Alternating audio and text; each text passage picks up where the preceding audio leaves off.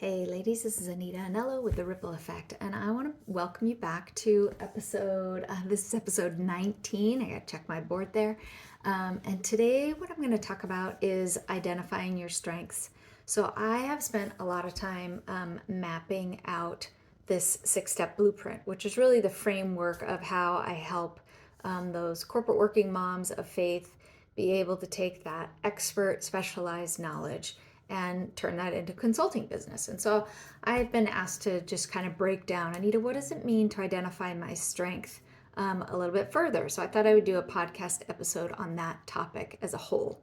So just a way as a reminder, I have a mini course that's available and a free download of the 6-step blueprint if you want each of the steps and ways to be able to walk through those.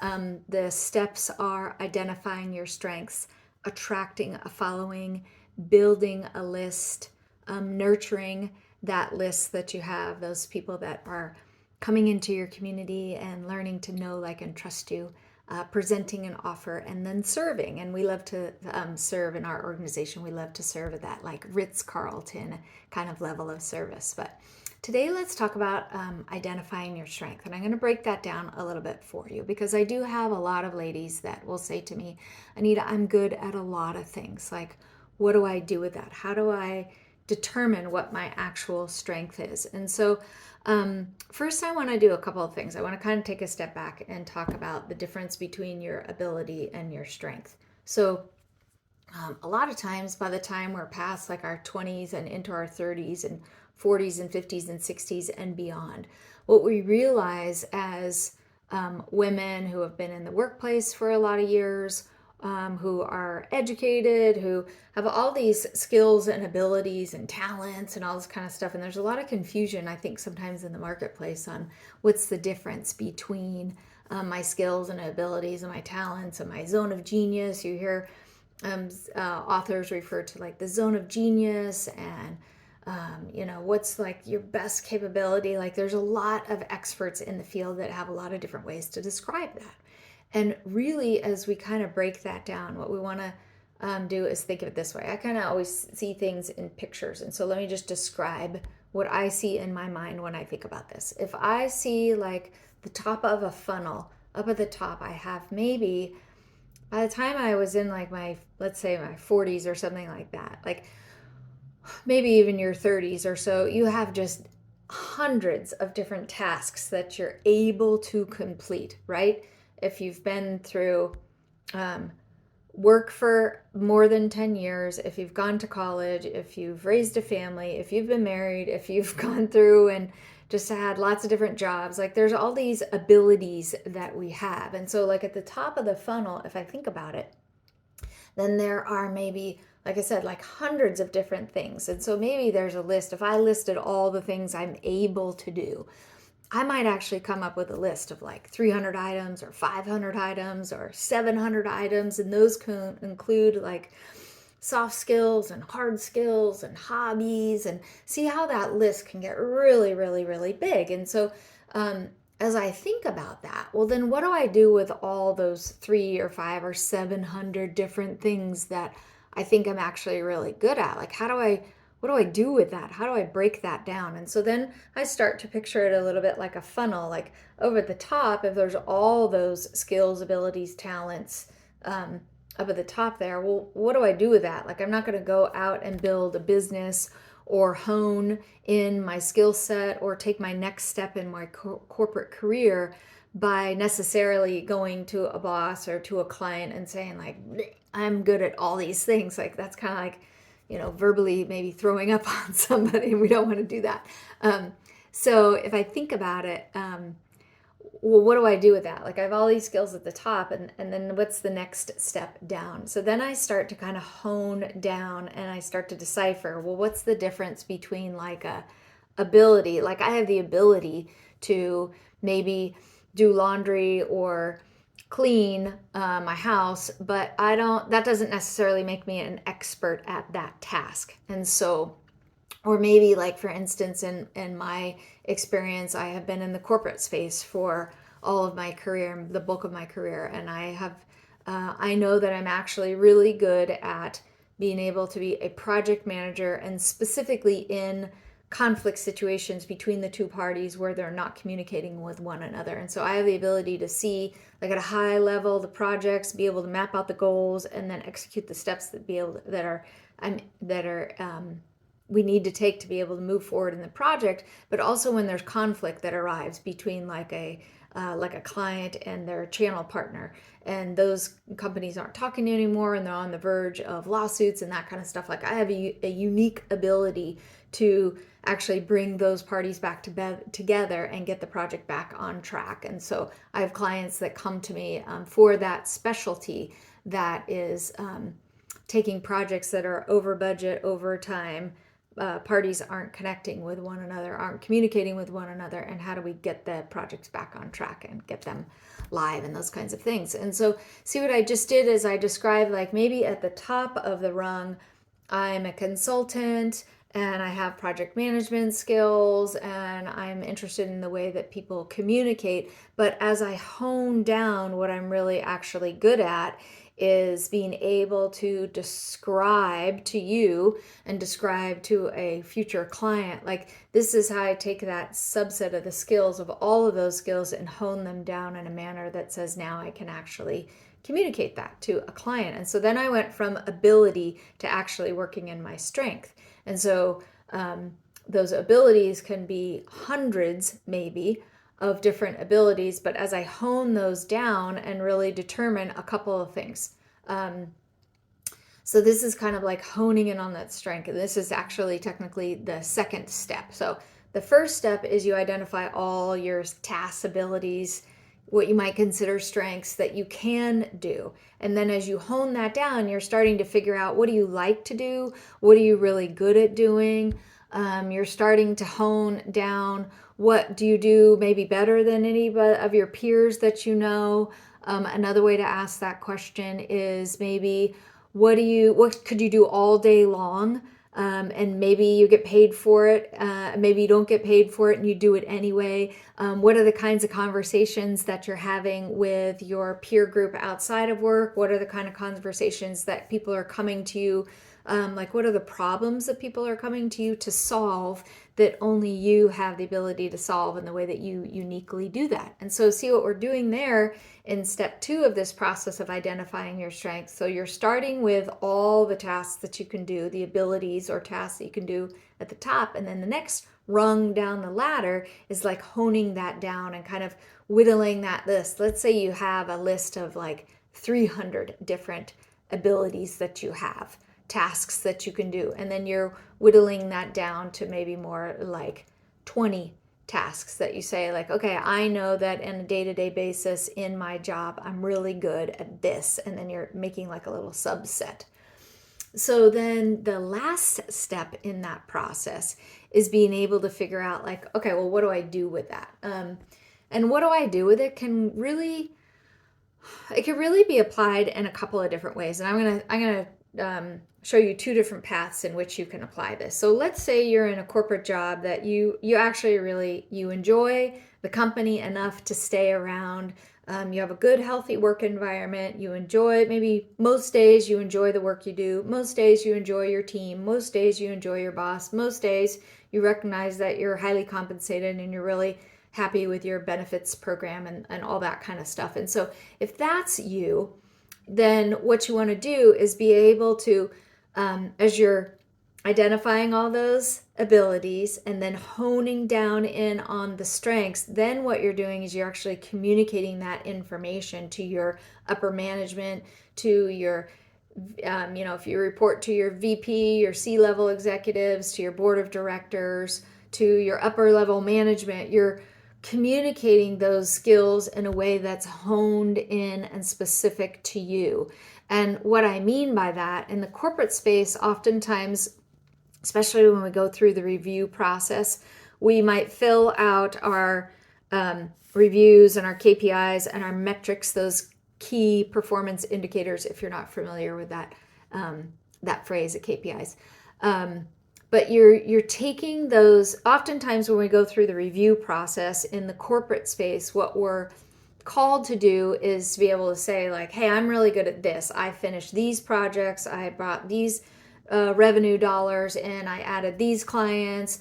and you're used to articulating the things that you're really good at. Now, for some of us, being able to say like, hey, look at me, I did a really good job, that actually comes really easy and naturally. And for those people, like, amazing for you that you have really kind of been trained in the corporate space and saying like, hey, this is what I'm really good at, and I can articulate that in a clear and concise manner. For those of us on the other end of the spectrum, sometimes it's really hard to do that. And don't we know, I find especially in those corporate, successful, but women of faith, for those, sometimes for those of us in that camp, and actually I've been in both, so I understand and relate to both. But sometimes it's hard for us to be able to say like, I feel like I'm always tooting my own horn. I feel like I'm always having to show like me, look at me, like look at all these great things. And for some people that makes them actually very uncomfortable. It's not until they go and talk to a colleague that colleague's able to actually draw that gold out, or maybe they talk to a boss that is like a huge cheerleader for them, and the boss says, you know, Anita, you're really good at this and this, and I noticed that you put on your performance report that you completed these tasks, but I also know that you worked on these side projects, and so make sure and put that information in, because in the performance arena, in the corporate space, what we're trying to do is we're trying to bolster up and articulate all the value that we brought to the organization, and bolster up that the projects that we worked on, mostly so that we can show that we met or exceeded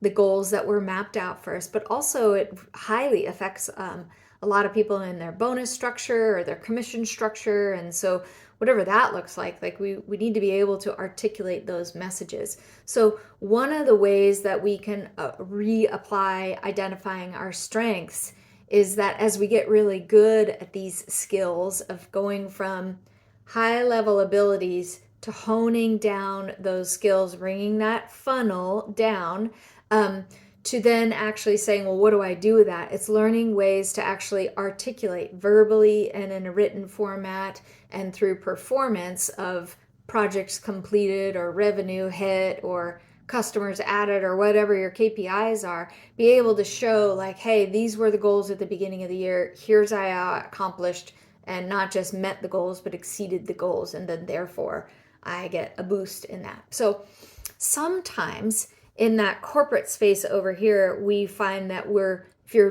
if you are involved in one of the amazing companies in the United States that teaches you how to do those kinds of things like goal setting and performance reviews and articulating your value, then you are actually in like a small percentage of the worldwide population that has learned that skill of being able to communicate those things. Not everybody knows how to do that. So like, yay you, that's good. And keep using that. Keep finding ways to be able to, here's what I would say if you're in the corporate space, not just to bolster, find ways to be able to communicate that, not just to bolster yourself, not just to bolster like your performance review or, hey boss, look at me, I'm amazing, I'm doing great jobs. And so then that translates to a financial impact on my household. Like those are good things. I'm not saying they're not, but really start to think of it in a way that as that more of that entrepreneurial mindset that no matter what, I'm always bringing value to my customers. So for some of you that might have just completely thrown you off. And by that, what I mean is to be an entrepreneur is actually a mindset. It's not necessarily how you get paid. And so I can be a W-2 employee and actually have a mindset of an entrepreneur. And that means that I'm always going to deliver a high level of value wherever I go. My customer, so to speak, can be my C-level executives. It can be my team. It can be the people that I work with inside my organization, as well as those customers that I serve outside of my organization. And so just consider that there's really some gold nuggets in there for you to be able to take away in terms of like that entrepreneurial mindset. Okay, so then on the other path, the alternate path, now notice I'm not saying the better path, I'm saying the alternate path. So If you make money as a W-2, that's excellent. Keep doing that. That's where your sweet spot is. That's amazing. There's such a need for women in tech space or whatever industry you're in to be able to do that. Like we need, as a civilization, we need people who are in that space. Another way to do that is in the entrepreneur, like the traditional sense of an entrepreneur as a business owner. And so maybe you want to take this process of identifying your strength and you want to be able to build a consulting practice around that. And so now I want to speak to those ladies who have that skill set, been successful, but they want to take that strength that they have in identifying their specialized knowledge and they want to reapply it in a different way. And that's what I've enjoyed doing, and that's what I help other ladies do. And so I really want to speak into that. So if we're in that space, we maybe had experience in the corporate space, we were successful in that, but we just got kind of, I don't know, maybe you were part of a layoff, and I'm so sorry if that's the case. That is difficult to be able to navigate. But maybe you decided to pull out of the corporate space because you just felt crushed by the weight of the long hours and the bureaucracy, or just, I don't know, maybe you just kind of outgrew the corporate space and you felt like you needed more time freedom or more money freedom. And so you decided to go more of the business owner route. And so, and in that, what we find is that we're going to go through the same process of going from abilities up at the top to honing in on that strength. And then the communication actually works out a little bit differently in that we're constantly thinking about, okay, the new clients that I'm taking in, how do I hone those skills and then deliver that with a high level of value? How do I communicate that? If you ever follow like Ray Edwards, he's always talking about the fact that everything that we communicate, both in the written and the verbal sense, it's all copy. And so one thing that we want to do in communicating that value, those strengths, that specialized knowledge in the entrepreneur space as business owners is be able to clearly and succinctly say like, okay, my future clients maybe have this pain. I'll use my example. My future clients have a situation where they're implementing a software project, a high level, enterprise level software solution, and they have run into a problem. They no longer are communicating with their channel partner, and there is a big disconnect. So I came from a space of one of the world's leading ERP solutions, and oftentimes we would find that the customers and the channel partners, they were like diametrically opposed, and oftentimes they would get into the communication would break down so far and the projects would be so far off base in time and in money and in expectations and deliverables that those parties would stop communicating and they would get into a situation where they were on the verge of a lawsuit. And so my job was to be able to come in and see how, listen for what I'm doing here. It's honing down that specialized skill. So the pain would be in that case in communicating with those potential clients. Maybe you have an enterprise level project that is off, running out over time and over budget. Maybe you don't get along with your channel partner any longer and the communication is broken down so far. It's not that you just don't care for the people on the team anymore. It's that you actually can't communicate them with any longer. The friction is so high that everybody's just threatening lawsuit. So those would be some extremities. Those would be some ways that I would communicate with prospects on the client side to be able to say, hey, these are some of the pain points that you might be hitting. And then I would come in and share what I'm good at to be able to solve those problems for them. So what if I take that same example and I flip it to the other side? What if it's a channel partner where the communication has broken down so much so with the client? Maybe the client, maybe they had a change in leadership. Maybe the client had, they just weren't able to keep pace with the delivery of defining their business processes. Maybe they had a situation where, oh gosh, I don't know. There's been thousands of these kinds of projects that I've worked on, and there's all sorts of different reasons as to why the communication breaks down on between a channel partner and the end client. There's just hundreds of reasons as to why that can happen. Maybe on the channel side, the sales team represented that the software does something that then the consultants get in and they try to deliver that, and they're saying like, oops, we didn't know that. We are new to the channel. We didn't figure that out. Maybe there's a situation where the channel partner, like the sales staff on the channel partner, over promise. So it's a slight different variation. Maybe the software does what it says it's going to do, but maybe it's not as automated, or maybe it's not as up to date as the salesperson had communicated to the prospect in that case. And then when they get in the middle of an implementation, then again, there's a disconnect between what the client is expecting is going to be delivered and what the channel partner is able to deliver. And so those are just some of those kinds of ways that we see those things. So in that, what do we do? So I have now, let me just kind of apply those 3 steps. I know what my abilities are because I've been doing this for a long time. I've honed down my strength.